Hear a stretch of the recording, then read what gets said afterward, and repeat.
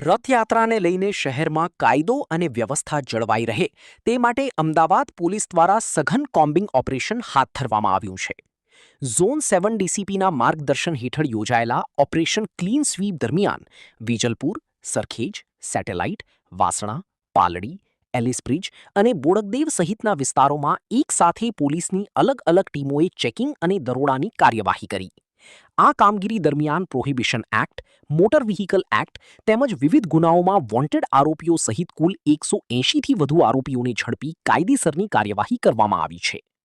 રથયાત્રા દરમિયાન શાંતિ અને સુરક્ષા જળવાઈ રહે, શું કહે છે ઝોન 7નો ડીસીપી શિવમ વર્મા? આવો સાંભળીએ.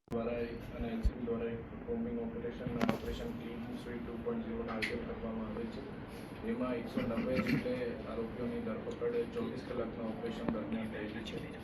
એમાં ટોટલ 83 જેટલા જો છે જે ગુનામાં પકડવાના બાકી છે એ છે, અને એને સિવાય 5 તડીપાર, 54 NBW વોરંટ, 11 MV એક્ટ 185 અને 28 પ્રોવીના કેસીસ એના આરોપી છે. જે સ્થિતિ વધારે એમાં સિરિયસ ઓફેન્સ જેમ કે છેતરપિંડી અને ખૂનની કોશિશ, ઓર્ગેનાઇઝ ક્રાઇમ BNSS 111, અપહરણ, ચલણી નોટ, મંદિર ચોરી અત્યાદી ગુના શામિલ છે.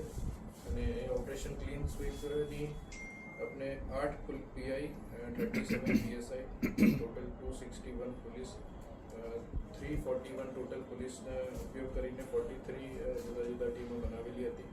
અને એ આરોપીઓની ધરપકડ ઉત્તરાખંડ, મહારાષ્ટ્ર, MP, રાજસ્થાન અને ગુજરાતમાં મહેસાણા, ગાંધીનગર, અમદાવાદ, કચ્છ અને રાજકોટથી થયેલી છે.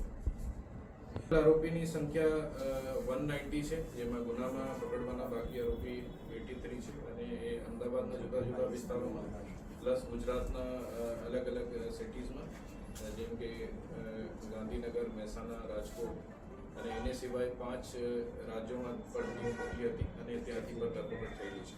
એક ચલણી નોટના આરોપી છે જો 20 વર્ષથી વધારે જો ફરાર હતા, અને એની ધરપકડ રાજસ્થાનથી LCB ઝોન 7ની ટીમ કરેલી હતી. એના નામ તપાસમાં ખુલેલા હતા. એ 4 નોટ નકલી પેટ્રોલ પંપ ઉપર યુઝ કરતા હતા. અને એને બીજા સ્કોર્પિયો ચોરીના એક આરોપી હતા જો 20 વર્ષથી ત્યાં મહારાષ્ટ્રમાં હતા, અને એને આઈडेंटिफाई કરીને ધરપકડની કામગીરી વિજલપુર પોલીસે કરી છે. ऐसे ही अन्य खबरों के लिए चैनल को सब्सक्राइब कीजिए. खबरों का नोटिफिकेशन पाने के लिए बेल आइकॉन को जरूर दबाएं.